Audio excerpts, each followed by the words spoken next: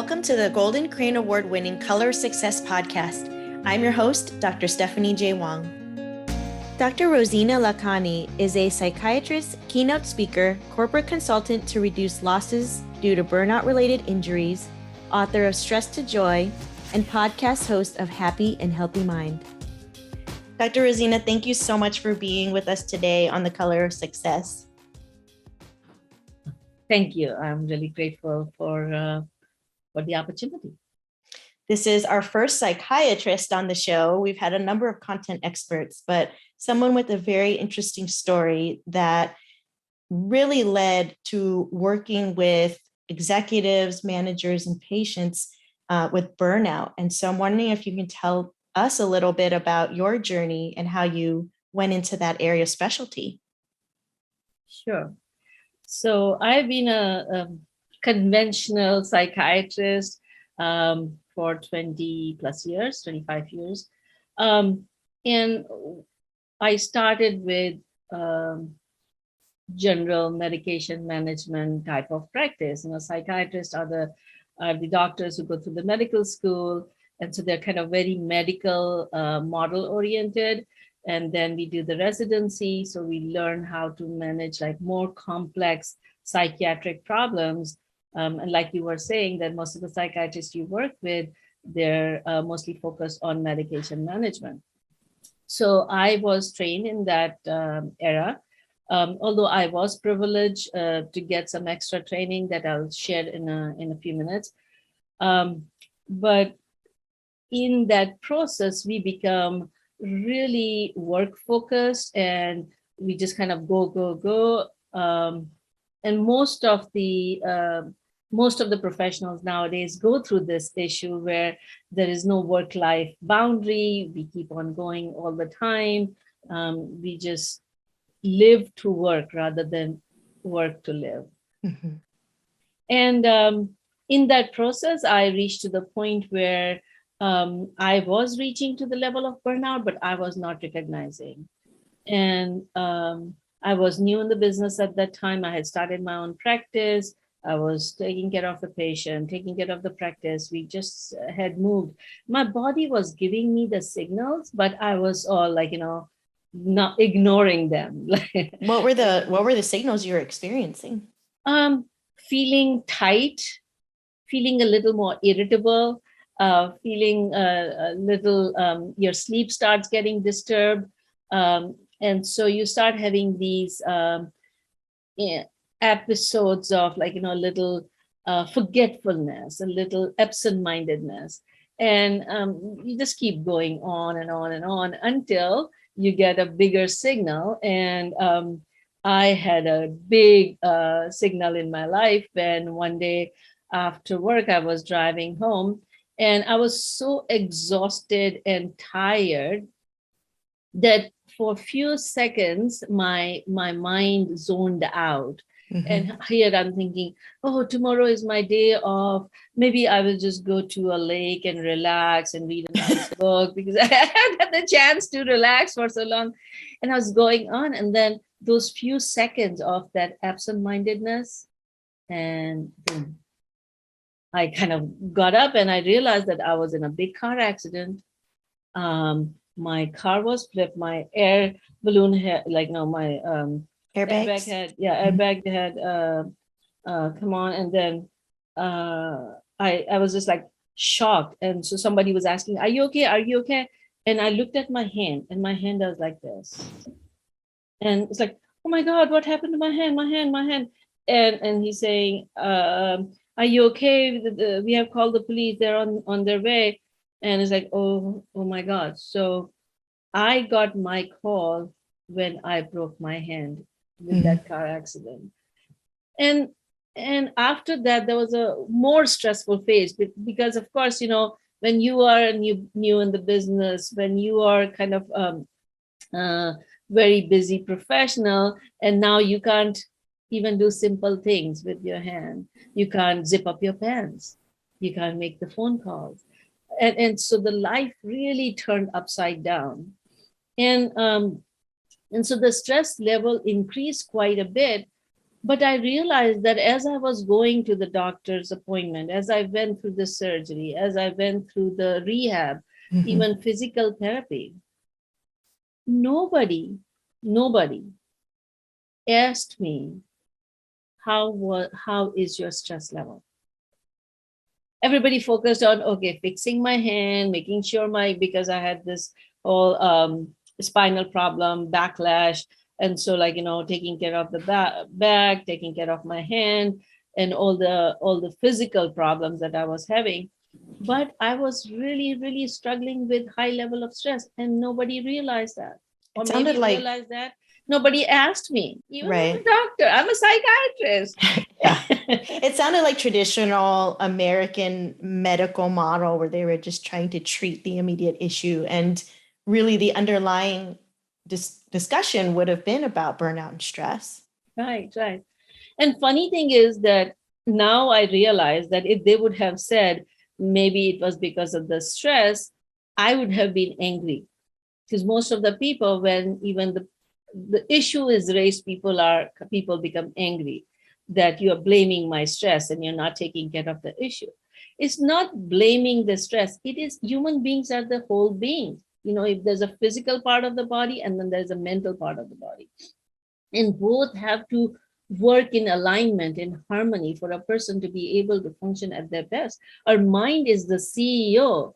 It's a software that runs the hardware of our brain and our body, and many times we just disregard that aspect and just try to take care of the hardware. So anyways, in my life, that software was affected, that did not get initially addressed. But I'm blessed with being in a field where I understand, I help people with stress, anxiety, depression. And so I started realizing all the techniques that I was helping others that could help me, and I started applying. And as I started getting better, I had this calling, said, you know I am fortunate to know all these tools, but a lot of people in my position, high functioning professional, business owners, women in leadership, corporate leadership, they go through these stressors in life, but they don't have these tools. And so I wanted to bring those tools from inside the office to outside the office. And that's when I ended up collecting those tools, and it came out in form of my book Stress to Joy, and then my course, and then coaching and corporate training, where my focus is to help people right now. Like, when I help an organization, my goal is to reduce or minimize the losses that are happening because burnout related injuries and accidents. And people don't realize, when people think about burnout, they think, okay, well, the only thing they can think about is, okay, I'm ready to quit, I can't do this anymore. Okay, so you quit the job and you lose your career. You may find another job or whatever, but unless you change the way you deal with things, unless you focus on your thoughts and thought training, you would repeat the same behavior in the next job and the next job and the next job. I was talking to somebody and she said, I reach to the brink of burnout almost twice a year. And so people reach to the brink of burnout, and so they realize that could lead to their career loss. They realize that could lead to their loss of productivity. But many people don't make the connections that burnout that exhaustion and that absent-mindedness that comes with it can actually lead to accidents and injuries. And I in my profession, in my practice, I also help a lot of injured workers. And so I realized that, how much injury can lead to depression and anxiety and change in whole life. Absolutely. And Yeah, addiction too. addiction, like, yeah. So like, when you are not able to deal with the daily stress, and it builds up, and you don't address it, and you are at that point of disengagement, exhaustion, absent-mindedness, you end up in an injury, and that injury leads to further stress and further cycle. So the cycle continues, and by the time people come to me, they have like gone through years of suffering. And so it is further they are, the harder it takes to bring them back. So looking at your situation, you knew the tools, you started applying them to yourself. What other things did you do to build a support system and address your own personal burnout before helping others? Yeah, so like that, those few years was trying to help myself because, I was barely able to function. It took me, it took me time to return back to work, but as I was returning back to work, as a psychiatrist, I was used to writing these prescriptions and these chart notes and everything. I didn't realize how much I was right-handed dominant.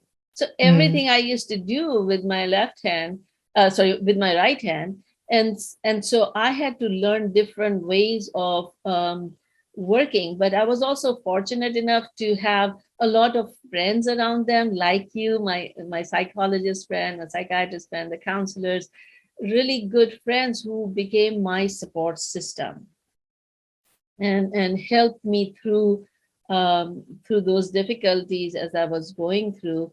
And I was able to come out and then start helping other people.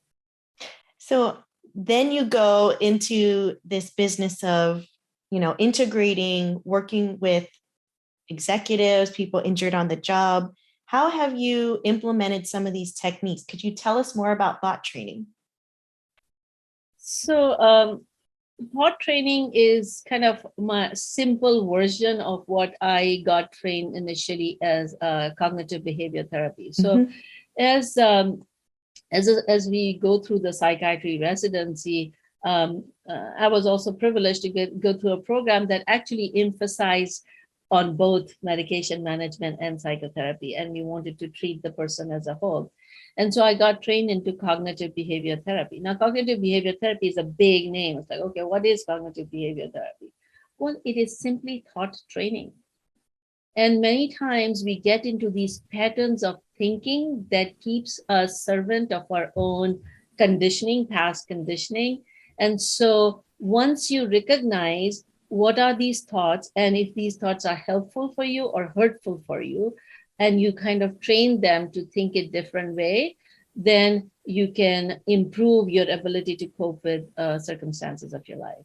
Absolutely. So thinking about female leaders in particular, we're dealing with so much, and there's an attack on women's rights on a macro level. And so what are some of the tips that you have for female leaders in navigating all these various roles and stressors that they're experiencing? I think everything starts with awareness. And so one of the major problem that happens is that we get into this routine mode of just going through the process. And I've seen two extremes. Either a person becomes so angry and so frustrated that they become so reactive that their whole life gets colored by this one aspect that has hurt them. Okay? I have also seen the other extreme of people who hear something like the rights, women's right issue, that and it hurts them so much. They feel so overwhelmed that they don't want to deal with it, so they shut down and they focus all their attention to their work or something else. And so I think both extremes actually in the end hurts the person rather than helping the person. And so what I recommend, or what I try to do, I'm a woman, I'm a mother, I am like really got so much affected by all these decisions happening.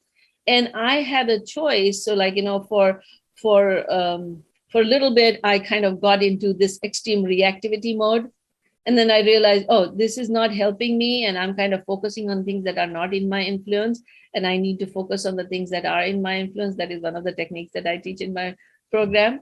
And so I kind of almost went into the other extreme where I just kind of blocked out as if nothing has happened. And just kind of trying to focus on the work and not kind of, because this is just too much to deal with. I just can't understand how people can even think this way. And how can somebody be so let me not get started, but I kind of went into from one extreme to the other. And then I realized I need to apply the tools that I teach other people. This is making my blood pressure go up. This is making my body really tense. This is affecting my sleep. And it is not good for me or my patients or my clients. And so I had to apply my own tools to get through and get over this blow that has happened. And so I usually use a 3-step formula. I call it mind CPR. So C is for calm down. P is for processing what is coming from outside that is not in your control, and what you are doing to contribute that is in your control. Mm-hmm. And then respond with an intention and choice. Mm-hmm. And so I have to start, I started doing more of my mindfulness exercises. I started doing my progressive muscle relaxation and started calming my mind and my body down. And then I do processing through writing. So my journal is my tool for reflection and tool for applying my own techniques of thought training. So when I write down and I see, okay, my thought is going in this direction, and then I ask this question, is it helping me or hurting me? Mm-hmm. And so if it is hurting me, then I find out what is the alternative of this thought. So one thought was, oh my God, this is the end of all the right. Nothing is going to, we are going to be really suffocated with all this political drama that is happening. Mm-hmm. And then just kind of calming down and processing helped me realize, hey, just 50 or 100 years back, women did not have the voting rights. We were able to get it, right? Nothing stays the same. And so things change. And sometimes the presence of darkness brings the importance of light. People start appreciating what they were taking for granted. And so there is a lot of work has to be done, but it would increase the awareness, and we would come out of the crisis stronger and more aware and more together. And so just shifting that thought to, oh my God, everything is going to fall apart, to things are bad, we need to work on it, and we are going to come out of it. Let me focus on what I can do to contribute in the process. And that changes the thought from this victim, helpless feeling to a victor empowered feeling. Mm-hmm. And when you are in that mode, then you are able to do the best to your capacity and make the change in your life and other people's life. Absolutely. And I think there have been positive responses to combat this. I definitely think, I'm in California, so our governor is very, very adamant to fight this and be a sanctuary state. And just looking at those bright lights, those people that aren't giving up are just so important. Now, people can also get overwhelmed with that. I think I get 1 or 2 emails a day from our governor, from his staff to all the constituents that sign up. And so it can be daunting to see all these ways that people want you to advocate. How do people sort out their response with intention? This constant process of CPR, because when you are overwhelmed, your mind is not able to think straight. You cannot make appropriate decisions. So there would be certain doors that you'll have to close so that you can get your breath together. You will have to create those boundaries so you're not constantly on the media, constantly reading, constantly responding. And so calming down and creating those boundaries would allow you to be able to stay in the best state of your mind. So that is the step 1. And step 2 is that processing, everyday processing and making an intentional decision day to day. And so one of the tools that really helps me and most of my clients that I help is my morning ritual of journaling. I do a gratitude journal practice every day. So, so no matter how bad the circumstances are, when I have to put down the pen to say today I'm grateful for, then the things that I'm taking for granted come in the picture. And when I write down, then I also then process, okay, what is not in my control? Okay, but what is in my control? Well, if I'm getting all these emails and it is overwhelming me, it is not it's not in my control. So I'm going to shut off for a little bit and I'm going to pick one thing that I can do within my capacity. Because doing too many things would take away my effectiveness of doing what I can do the best. Absolutely. So seeing what is there, choosing what to keep open and what to close, and picking one area where you can feel comfortable doing what you can do within your capacity without overwhelming your other responsibilities. Because we, as women leaders, are carrying a lot of hats. We don't Yes. only just carry one hat, we are taking care of our professional responsibilities. We're taking care of, many times we're in business, so we are taking care of the business responsibilities. We're taking care of the family responsibilities. We also have to take care of our health and our um, daily healthy living activities, or exercise or or nutrition and stuff like that. And then we are involved in the community and we want to be a positive force, but not go extreme in any one role that our other roles get affected. Absolutely. How in businesses, how can managers, leaders, upper management executives really convey a positive work environment to say, please address your burnout. We want to support your healthy mind. I mean, some people give like a mental health day here and there, but what can they do to really encourage this atmosphere? So first thing is, like, charity starts from home. So many times what I've seen is that when a manager has this tendency to overwork, and usually people reach their success because they were work oriented, because they were putting their heart and soul into their work. Okay? So most of the time they have very high work ethic, and they want every person in their team to have very very high work ethic. And so it's important to realize that a healthy mind and healthy workplace, I also call it happy and healthy workplace. Happy and healthy workplace does not mean just time off. Happy and healthy workplace just does there are times where you need to have the time off, yes, but it is the attitude towards the work. It is the attitude towards the balance, the way you approach things. So first thing, that's why I focus on helping leaders recognize their thinking pattern so they can modify it to more helpful thoughts instead of hurtful thoughts. Because if we don't realize, then we apply those negative or burnout, the attitudes that cause increase in burnout, Right. on our teams.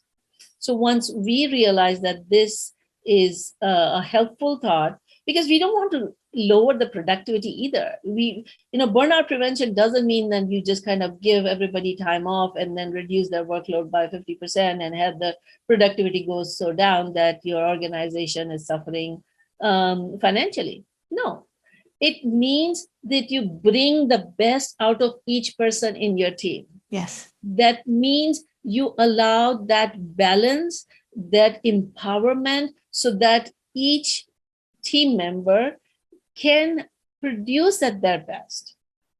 So the productivity goes up without the risk of burnout and losses.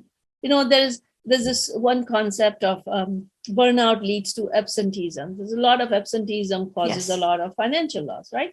80% of the people who are absent, their cause either primary or secondary is stress. So, but then there is another aspect of it that people don't realize. It's called presenteeism. That means a person is physically there, but they're not mentally there. Sure. And when they're not mentally there, they're clocked. So the company is paying for the money for the time, but they're not producing the results that they are capable of. So usually companies lose 1.8 times more on presenteeism than on absenteeism. And so I think it's very, very important that, and then it is getting incorporated. There's a lot of trainings that are happening. That's where people like you and me come in picture, where we train people how to keep the purpose alive, how to keep their passion going in their work. So, and then how to keep this balance in their work and home life, how to improve your emotional coping account so you can handle the stressors better. And so you can produce the best at work, and you can also live your best life outside work. And then there is this balance that brings both health and happiness, and you can continue to provide that care or that functioning or that productivity on a long-term basis rather than just short-term basis. You kind of want to be a marathon runner rather than the sprint runner. Well, thank you so much for sharing all of these tips. Can you tell us a little bit more about where people can connect with you, get your book, and all that good stuff? Sure. I have created a lot of tools and access points for people who may be at different levels. So most of my work is collected on my website called drrozina.com, where people can get most of these resources. I do a weekly podcast where you were my guest last week. And so the podcast is called happyandhealthymind.com.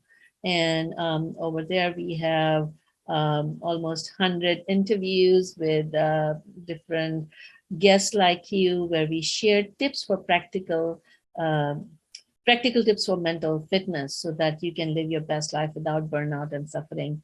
I do a small number of corporate clients where people can work with me on identifying their areas of stress that is causing them to be at brink of burnout, so we can bring them back. I'm an integrative psychiatrist, so I combine both psychotherapy, medication, natural medicine, whatever tools that are needed to help a person come out. There's a lot of times what I've seen is that a lot of women in leadership, their stress level is so high that their body's ability to respond in form of, their cortisol level and their DHEA level is really down.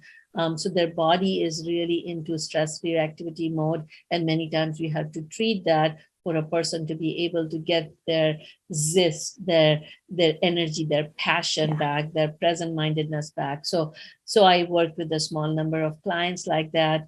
And of course, in my regular practice, I specialize in treatment of stress, anxiety, and depression. So whatever a person needs at that particular time, I believe on the model of illness to wellness. It's a journey. And so it's the tools that work at one point may not work at the other. And so I don't treat diagnosis, I treat the person where the person is, and we try to take from the illness to the wellness journey. And so if anybody needs that help, I'd be happy to be of help. Thank you so much, Dr. Rozina. I learned so much from you today, and I know that people will find this very beneficial, especially our listeners and the people that I work with as well. So I really appreciate you coming today. Thank you so much for listening to the Color Success Podcast. Listen, like, subscribe on all major streaming platforms, YouTube, IG, and if you want exclusive content, you can join our Patreon. All links can be found at colorofsuccesspodcast.com.